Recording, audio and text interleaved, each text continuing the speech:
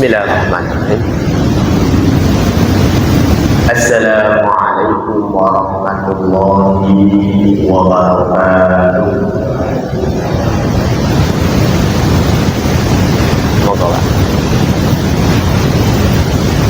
Innal hamdalillah nahmaduhu wa nasta'inuhu wa nastaghfiruh wa na'udzu billahi min shururi anfusina wa min sayyiati a'malina.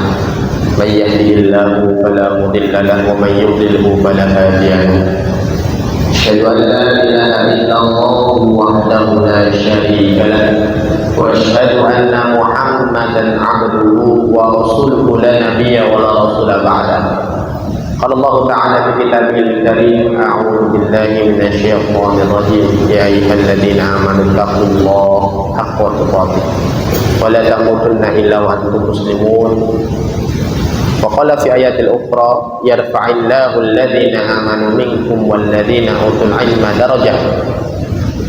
Wa qala Rasulullah sallallahu alaihi wasallam fi hadithi, innama bu'ithu liutammima makarimal akhlaq. Amma ba'd. Alhamdulillah,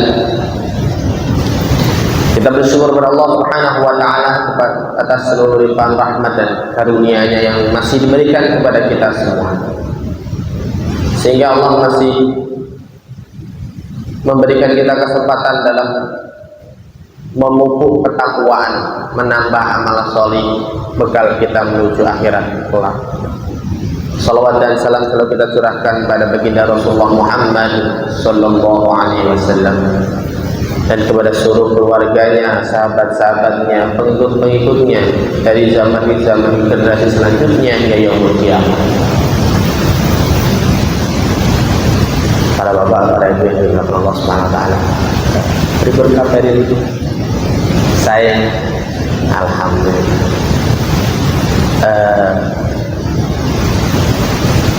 3 hari yang lalu saya diuji kenikmatan sehatnya. Ternyata ya baru tahu nikmat sehat itu pas sakit gitu ya. Insyaallah hari-hari Sabtu, Minggu, Senin, Selasa, Rabu ini siang tadi udah enak, tidak kemana-mana 45 hari. Dalam pikiran saya itu, ya Allah kok kerja terus, ya Allah gitu. Sebelumnya begitu, ya Allah kerja sampai banget, ya Allah dipaksa Allah untuk libur oleh, tapi sakit. Subhanallah, itu nikmat sakit luar biasa. Itu kan, giliran dikasih libur, ya Allah 4 hari di rumah nggak apa-ngapain, ya Allah malah sambat ganti. Syukurnya mempunyai nikmat sehat seperti itu, dan mudah-mudahan Allah memberikan kesembuhan kepada saudara-saudara kita yang diberi penyakit dan yang akan segala penyakit. Allahumma. Baik, kita kembali membahas tentang sirah nabawiyah. Kita ambil dari buku Nurul Yakin. Ini kitab santri sebenarnya, kitab zaman dulu. Ringkasan Nurul Yakin itu ringkasan sirah nabawiyah.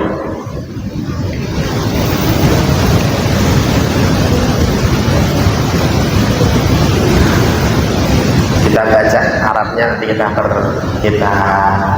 artikan. Wa huwa Rasulullah ilan nasi kaffah wa akhirul anbiya wa imamur rusul.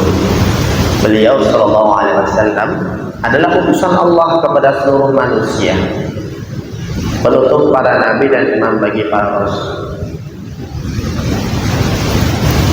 Jadi setiap umat itu pasti ada nabinya, pasti. Dan tidak mungkin Allah mengutus, atau Allah tidak mengutus nabi kepada sebuah kaum atau kelompok manusia, tidak mungkin. Pasti. Spesialnya Rasulullah itu diutus untuk seluruh manusia. Berarti setelah Rasulullah semua manusia di bawahnya itu semua umatnya, bagi yang mau beriman kepadanya. Ja'a bid-dinil Islam alladzi la yaqbalu Allah yaumal qiyamah dinan ghairah. Beliau membawa agama Islam, agama yang diterima Allah sampai pada hari kiamat. Berarti hanya Islam yang Allah terima. Inna dina indallahil Islam. Sesungguhnya agama yang diterima di sisi Allah adalah Islam. Pertanyaannya, Nabi Isa itu agamanya apa? Nabi siapa lagi ya? Nabi Musa itu agamanya apa? Islam. Dari zaman Nabi Adam hingga Nabi Muhammad Sallallahu Alaihi Wasallam, sesungguhnya agamanya itu Islam. Bahkan Nabi Ibrahim itu juga beragama Islam. Maka dianggap agama Hanifiyah, agama Ibrahimiyah, agama yang mentuhankan atau yang menyembah Allah saja. Itu namanya Islam. Jadi Islam itu sudah ada zaman Nabi Adam, itu namanya sudah Islam. Tapi kok ibadahnya berbeda. Maka agamanya sama-sama Islam, tapi syariatnya setiap Rasul berbeda. Maka perbedaan Nabi dengan Rasul yang paling utama, kalau Nabi itu manusia yang Allah beri keutamaan khusus dan dia melanjutkan syariat Rasul sebelumnya. Itu namanya Nabi. Contoh Nabi Harun. Nabi Harun ini kan sepupunya Nabi Musa. Nabi Harun itu sepupunya Nabi Musa. Nabi Musa minta, ya Allah, jadikanlah saudaraku ini tangan kananku atau pengawalku atau asistenku. Sesungguhnya aku tidak bisa berbicara dengan jelas.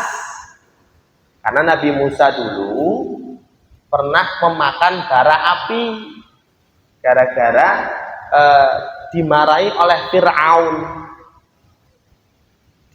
Mirip salah satu tangan, mana yang satu bara api, yang satu makanan yang dibeli bara api. Maka Nabi Musa itu lidahnya cadel apa? Pelo apa? Ya gitu ya. Maka Nabi Harun itu diangkat menjadi nabi. Nabi penerus syariatnya Nabi Musa. Sedangkan Rasul itu manusia yang diutus oleh Allah dengan membawa syariat baru dan menghapuskan syariat sebelumnya. Berarti kalau dulu ada syariatnya Taurat, ketika syariat Injil datang, Taurat itu sudah dihapus, diganti Injil. Maka orang-orang Nasrani menganggap orang-orang Yahudi itu orang-orang kafir. Begitu pula orang Muslim. Orang Muslim ketika Al-Quran datang, bukan menghapus, menyempurnakan syariat sebelumnya. Dan siapa saja yang tidak mau beriman kepada Al-Quran, maka dianggap kafir. Mau Yahudi, mau Nasrani. Jadi Islam itu sebenarnya semua nabi beragama Islam.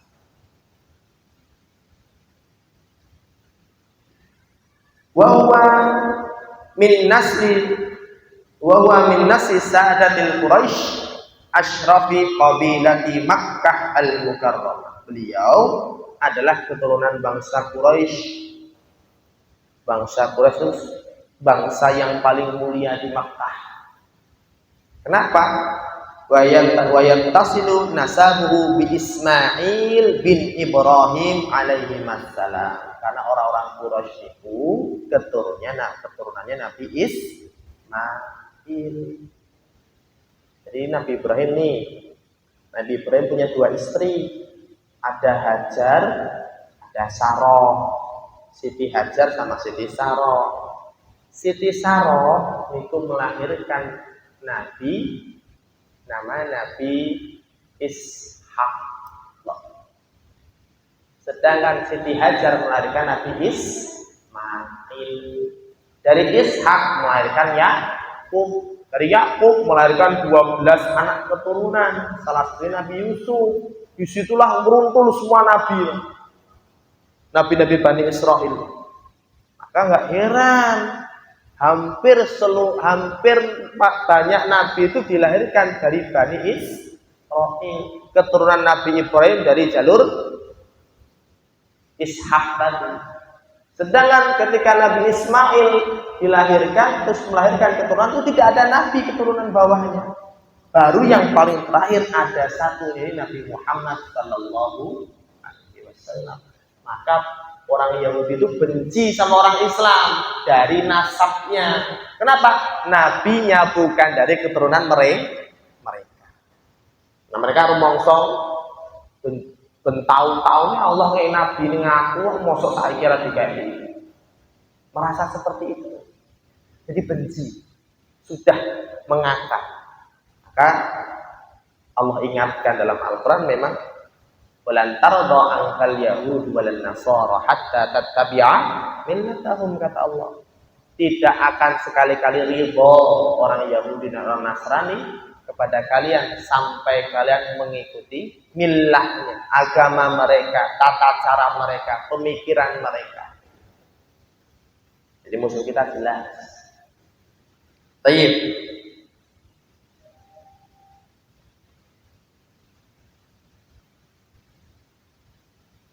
Nasabuhu wa wafatu walidihi. Waliduhu Abdullah bin Abdul Muttalib bin Hashim bin Abdul Manaf bin Qusay bin Kilab. Ayah beliau bernama Abdullah bin Abdul Muttalib bin Hashim bin Abdul Manaf bin Qusay bin Kilab. Sedangkan ibunya bernama Aminah binti Wahab bin Abdul Manaf bin Zuhrah bin Kilab. Nasab ibu dan bapaknya bertemu kepada kakeknya yang kelima, namanya Kilab. Berarti masih satu keturunan. Tapi di kakek yang kelima udah nggak mahram berarti, tapi masih satu. Ini menjadi yang mulai hilang di kalangan masyarakat kita. Tapi mulai diadakan lagi. Nasab kita. Nasab saya baru tahu nama sampai kakek saya yang kedua. Selanjutnya saya nggak tahu. Saya Huda bin Ade Hidayat bin Mahmud bin Zuhroh binnya lagi nggak tahu siapa. Padahal ini sunnah tahu nasab ini. Supaya tahu apa? Supaya ngerti, oh kita nasabnya di sini. Baik ternyata. Mbahku tiba-tiba mbiyen cek. Oh ya. Mbahku mbiyen tiba-tiba pejuang. Mbahku ternyata dulu orang mujahid, pembebas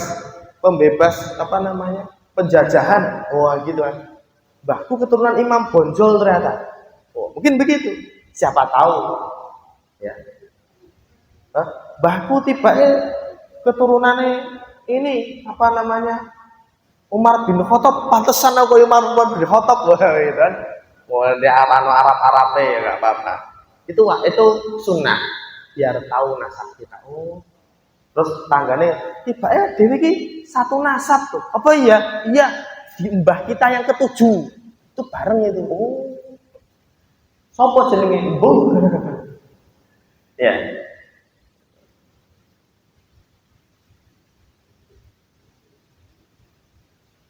Walaqad tuwfiya waliduhu wa huwa fi batni ummi. Ayah Nabi meninggal dunia ketika Nabi masih dalam kandungan 8 bulan. Jadi Nabi tidak pernah ketemu bapak. Umurnya 18 tahun. Jadi meninggalnya muda. Berarti ini kemungkinan manten anyar. Anak pertama Umur beliau 18 tahun dimakamkan di Madinah. Jadi justru makam bapak Nabi itu ada di Madinah, bukan di Mekah. Dan tidak meninggalkan harta warisan sedikit pun. Masih muda. Ya. Jadi ceritanya niki Abdullah dan Aminah niku manten anyar. Hamil anak pertama, dijak safar ke Madinah, ke Yathrib. Untuk apa? Untuk berdagang. Di tengah perdagangan bapaknya sakit, meninggal dunia. Akhirnya istrinya dibawa balik oleh kakeknya atau mertuanya, diajak pulang. Jadi ini jane ceritanya ngenes banget. Kanjeng Nabi itu pun ditinggal sendo kalih bapak belum lahir, umur 8 bulan di dalam kandungan. Maka wajar Nabi sallallahu alaihi wasallam bersabda, "Ana wa kafilul yatim hakada." Aku dan orang-orang yatim itu seperti ini.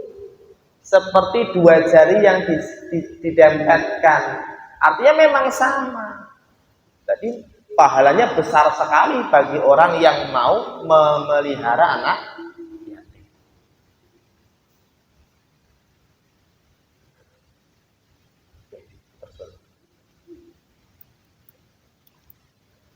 Minum dulu.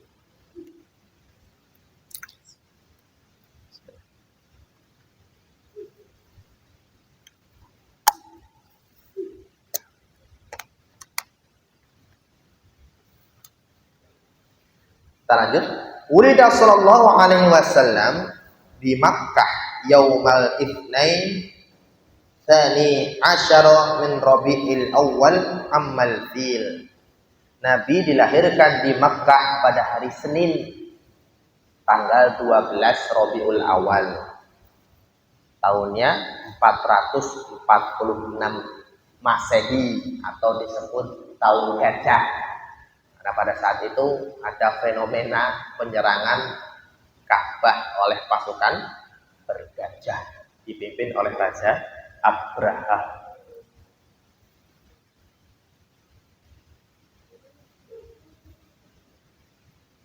Wa arda'athu ba'da ummihi Thuwaibah khadimatu ammihi.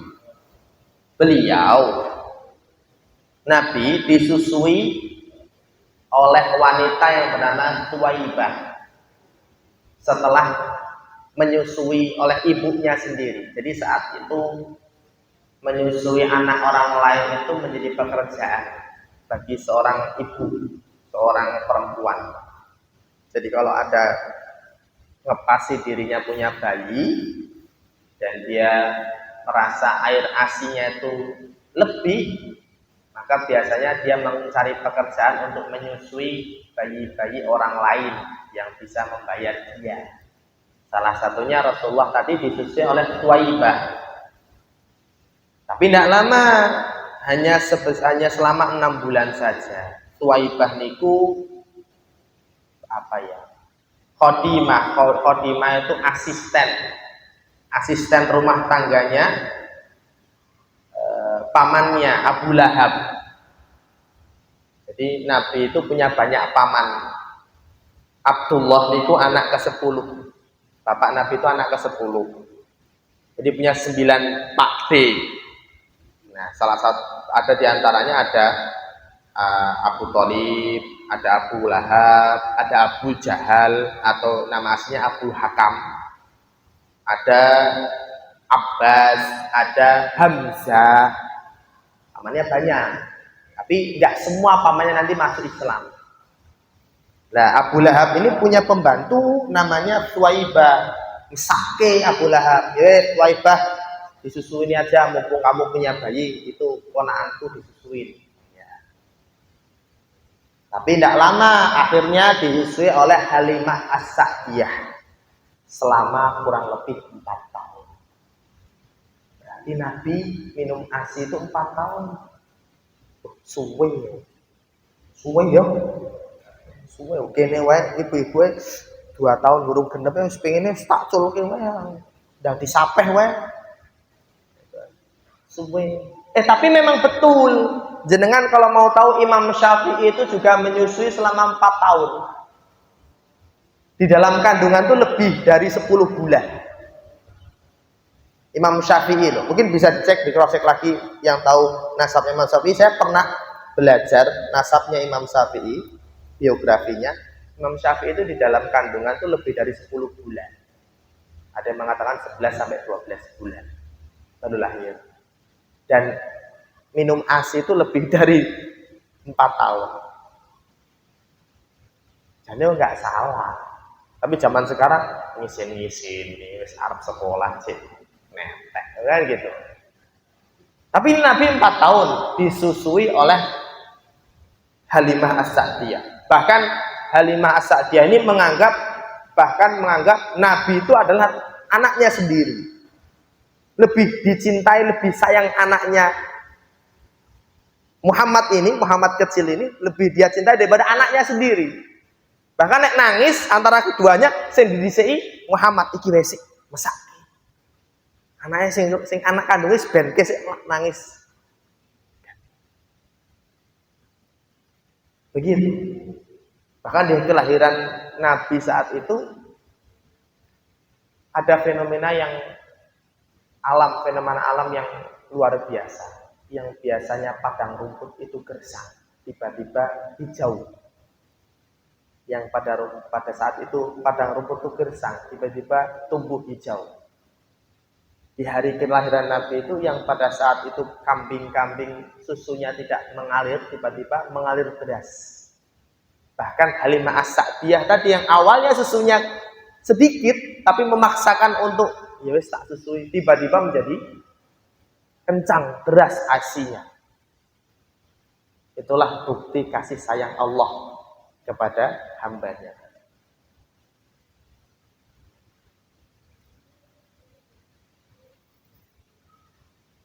Tuwafiyat ummuhu sallallahu alaihi wasallam wa huwa fisadisati min umrih wa hiya raji'ah minal Madinah.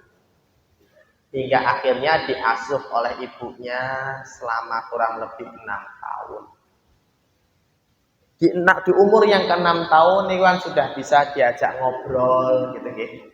Sudah bisa diajak berbicara 6 tahun itu. Diajak sama ibunya, "Le, ayo ziarah ke makam bapakmu." Di mana toh, Bu? Di Madinah. Dia trip sana. Ya, diajak ke Yatsrib sampai ziarah, iya dong. Maksudnya mengenalkan bapaknya, walaupun tidak pernah bertemu harus mengenalkan bapaknya. Ini menjadi hal yang harus dipelajari. Jadi walaupun zaman dahulu itu jarang sekali bapak itu datang di rumah atau berada di rumah, tetapi anaknya bisa mengidolakan bapaknya. Ya. Walaupun zaman dulu gitu, para sahabat atau para salafus saleh dulu jarang banget di rumah. Isinya kalau nggak berjihad ya belajar. Jarang di rumah. Tapi anaknya tuh bisa mengidolakan bapaknya dan menjadi ulama juga atau menjadi mujahid juga. Menjadi orang soleh juga atau menjadi ilmuwan juga. Kenapa? Karena sosok seorang ibu tadi bisa menceritakan atau memberikan kebaikan-kebaikan bapaknya kepada anaknya. Bapakmu ini bapakku wis kerja, wis banting tulang buat kamu. Jadi bapak tuh tidak perlu ngomong, aku wis kerja, nggak usah.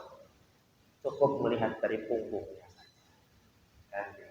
Tidak perlu berkata-kata bapak tuh gitu. Dan itu yang saya alami dengan bapak saya. Gak pernah cerita, tapi umi saya yang cerita. Maka diajak ke Madinah. Ketika perjalanan pulang, ibunya jatuh sakit dan akhirnya meninggal di pertengahan perjalanan pulang. Dikuburkan di daerah yang bernama Abuwa itu desa kecil antara kota Makkah dan Madinah.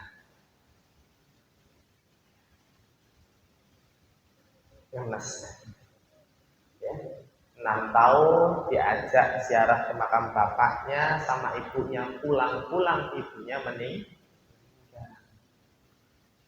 Karena merasa kasihan kakeknya tadi, ayo leh melumbah wae karo mbah wae ayo.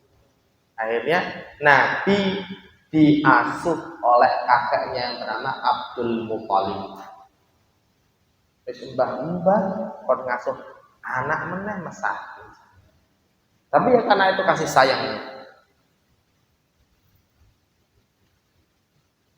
Waqad dufinat bil abwa'i wa hiya qaryatun bainal Makkah wal Madinah. Ibu Nabi dikuburkan di Abwa, desa di antara Makkah dan Madinah. Fahasanathu umma Aiman qadimah abihi Abdillah. Kemudian Nabi diasuh oleh Ummu Aiman, seorang pelayan ayah beliau.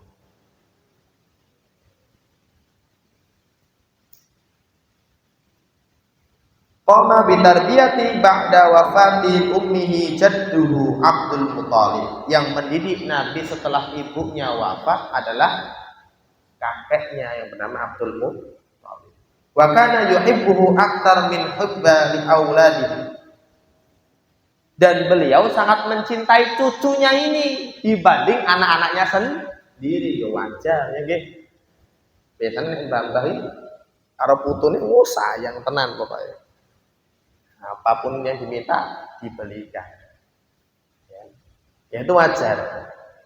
Bahkan melebihi cintanya kepada anak-anaknya sendiri. Bahkan cucunya kan bukan Nabi Muhammad toh.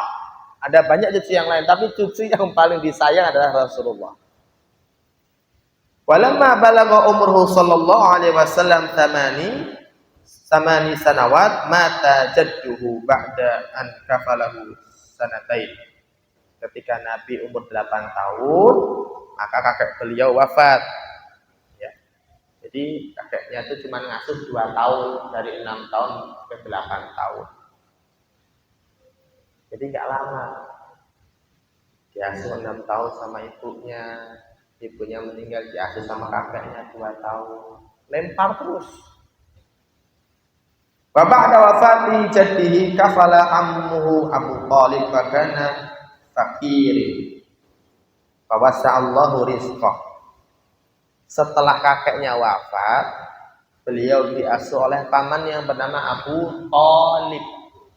Pamannya yang Abu Thalib itu di antara 9 pamannya itu yang paling miskin Abu Thalib.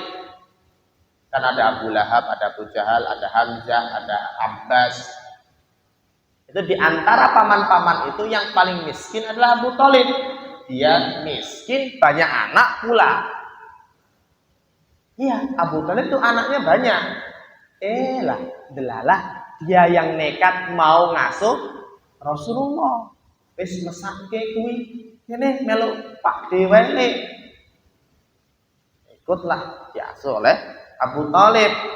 Semenjak Abu Thalib mengasuh Rasulullah, maka ekonomi rizkinya diperbaiki oleh Allah demi menunjang Rasulullah.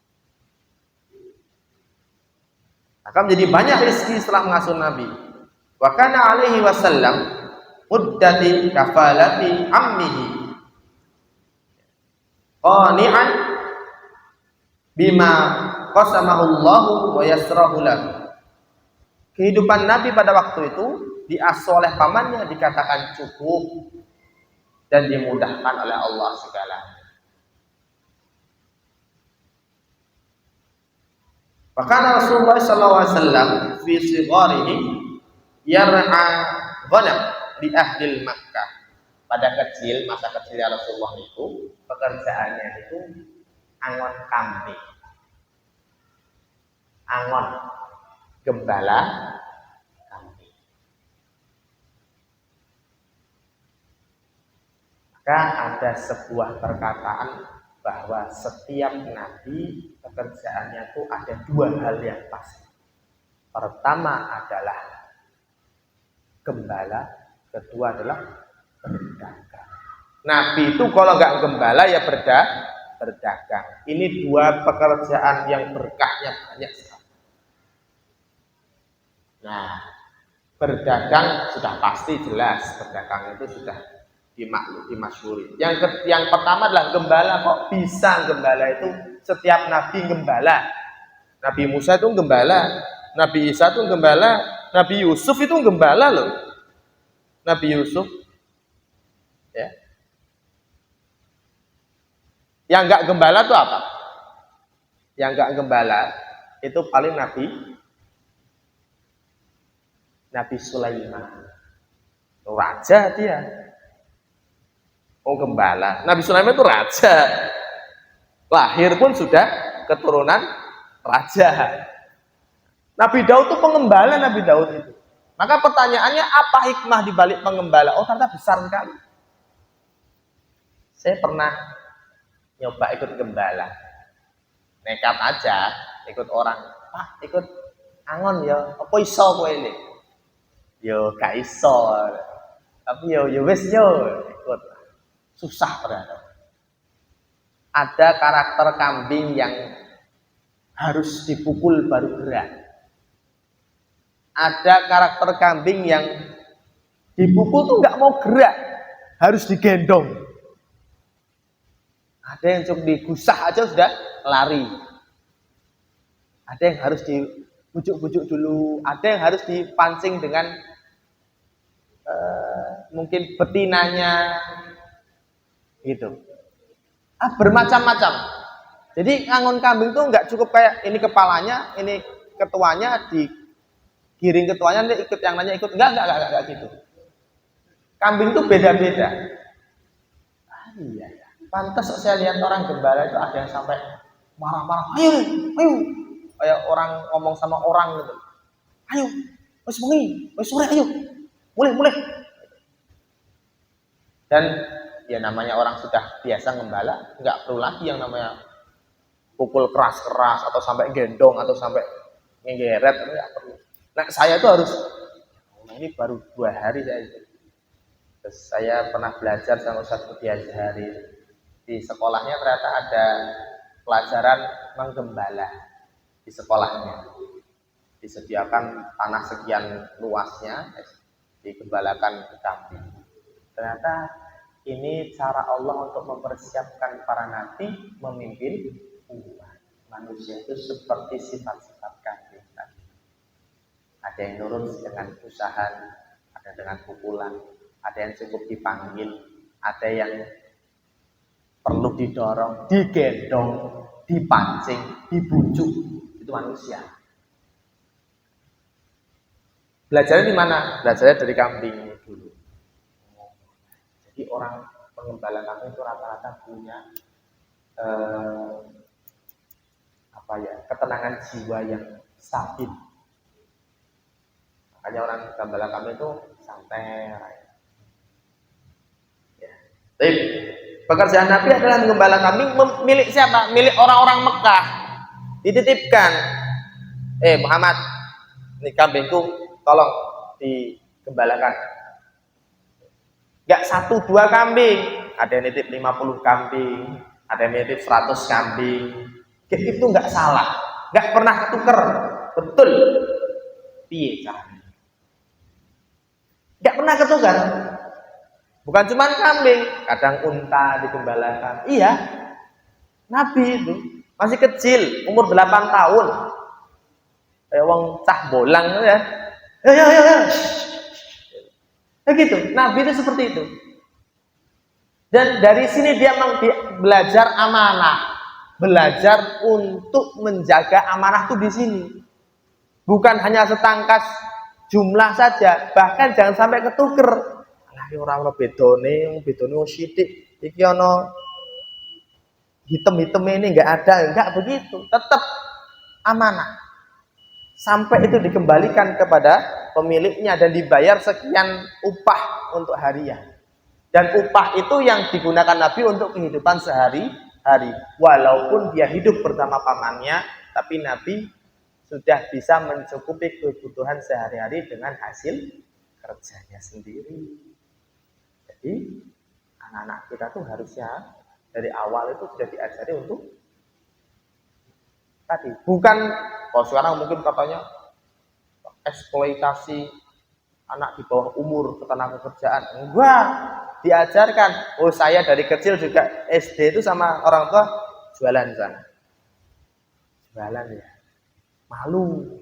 Jualan itu loh, Bu, keripik-keripik apa makroni pedas dibungkusi tiap malam pakai lilin ditutup di ini gitu ya. Itu sebenarnya bawa keresahannya malu saya itu. Kelas berapa? Kelas 3 SD gitu. Kalau teman-teman tuh tanya, "Kok apa, Bu? Kok gede man kerasanya?" Ya, iki nggak dibagi-bagi itu. Wah, lah terus ditol, tak beli gitu kan. Wah, kok seru nih kan? Nah, teman-teman akhirnya membantu. Ayo siapa yang mau beli? Ya, belilah mereka. Hari kedua, ketiga, hari keempat, kelima, pede aja masuk kelas. Ya, siapa yang mau beli? Nah, itu menjadi membangun kepercayaan diri. Salah satunya dengan cara berdagang tadi. Baik, walamma balagha tasi'ah min umrihi safara ila Syam ma'a ammihi Abi Thalib bitijarah. Ketika umurnya 9 tahun, Nabi ngintil, bahasanya apa ya? Paman Nabi ini tuh biasanya berdagang ke Syam. Jadi membawa dagangan ke Syam setiap tahun. Tapi kali ini entah kenapa Nabi itu merengek untuk ikut pergi berdagang ke Syam sama pamannya. Gini, Pak D aku melu. Paman saya ikut ya, aku ikut ya. Padahal pamannya sudah bilang, nanti di jalan capek, panas, lama, tidak apa-apa. Pokoknya pingin ikut. Hanya karena rasa kasihan dan sayang dengan ponaannya, akhirnya Nabi Muhammad diajak, yuk ikut. Falamma qaruba min Busrah ra'ahu rahib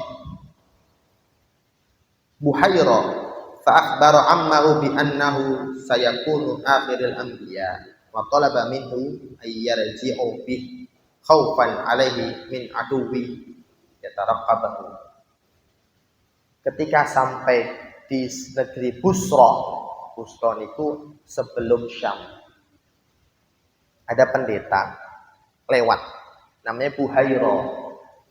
Pendeta ini salah satu orang yang masih mengikuti ajaran Nabi Isa murni. Buhaira melihat Nabi dengan pamannya dicegat. Tunggu sebentar, engkau dari mana? Dari Makkah. Siapa itu? Ponakan. Karena melihat tanda-tanda kenabian. Salah satunya Buhaira menyatakan bahwa kemanapun anak ini berjalan ada awan yang menaungi. Dan bagi orang-orang penganut Nabi Isa, syariat Nabi Isa, di dalam kitab Injil yang asli itu sudah dijelaskan ciri-ciri detailnya.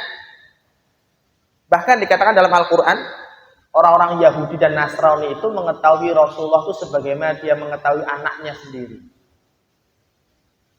Ya, Pak. Jenengan anak mungkin jenengan anak perempuan dijajarkan 10 orang begitu, suruh hadap ke sana, berbalik, terus suruh mengucapkan masing-masing kata-kata, mungkin manggil ibunya, Bu, Mi, Ma, suruh nebak mana anaknya. Pasti ngerti itu, gak mungkin salah.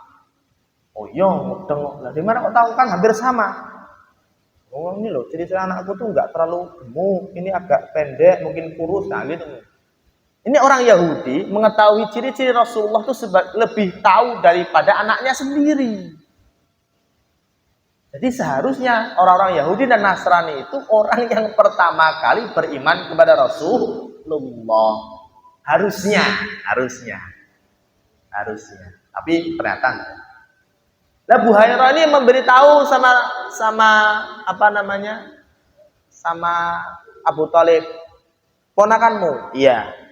Tanya akhirnya, apakah dia sudah tidak punya bapak ketika belum lahir? Iya. Oh, Buhairah sampai tahu. Iya. Ibunya meninggal umur 6 tahun. Iya. Dan sekarang dia umur 9 tahun. Iya. Kalau gitu tolong bawa pulang. Kata Buhairah. Lah, kenapa? Ponakanmu ini kelak akan menjadi nabi yang terakhir yang ditunggu-tunggu umat sedunia. Kalau nanti diketahui oleh musuhnya, siapa? Yahudi dan Nasrani, takutnya mereka akan mencelakakan dia. Sebelum jadi nabi, tolong bawa pulang cepat. Akhirnya pamannya tadi berdagangnya cepat, ambil untungnya sedikit, yang penting entek, dan selak balik segera pulang. Itu. Buhairah tadi, pendeta tadi aja tahu ciri-cirinya. Nabinya sudah wafat, bapaknya umur sekian. Wafat sudah ditinggal wafat, ibunya umur sekian. Dan sekian tahun. Dia tahu. Kenapa kok takut sama orang Yahudi? Karena orang-orang Yahudi dikenal sebagai bangsa pembunuh nabi. Dikabarkan hampir 3.000 nabi wafat dibunuh oleh Bani Israil. Kurang ajar. Jadi istilah bahasanya Allah itu istilah kalau orang-orang Bani Israil. Diutus Nabi buat dibenarkan, diingatkan, dizalimi, dibunuh. Diutus lagi, melenso lagi. Diutus lagi, begitu. Jadi kalau kita sudah diutus satu Nabi aja Rasulullah Muhammad SAW, kita melenso, hati-hati. Jangan sampai disamakan dengan orang-orang lain. Itu saja yang bisa disampaikan. Baru sampai pada umur Rasulullah yang ke-9 tahun. Mudah-mudahan apa yang disampaikan ini menjadi sesuatu yang menambahkan kita bersemangat dalam menegakkan sunnahnya. Bukan hanya mencintai Nabi saja, tetapi yang paling jelas mengamalkan sunnahnya. Kalau mengatakannya cinta, aku cinta Nabi, aku cinta Rasulullah, itu mudah. Bentuk cinta yang paling tinggi adalah mengamalkan sunnahnya. Aku lupa lihat wa sallallahu alaihi wasallam subhanahu wa ta'ala asyhadu an la ilaha illa anta astaghfiruka wa atubu ilaik. Alhamdulillah. Assalamualaikum warahmatullahi wabarakatuh.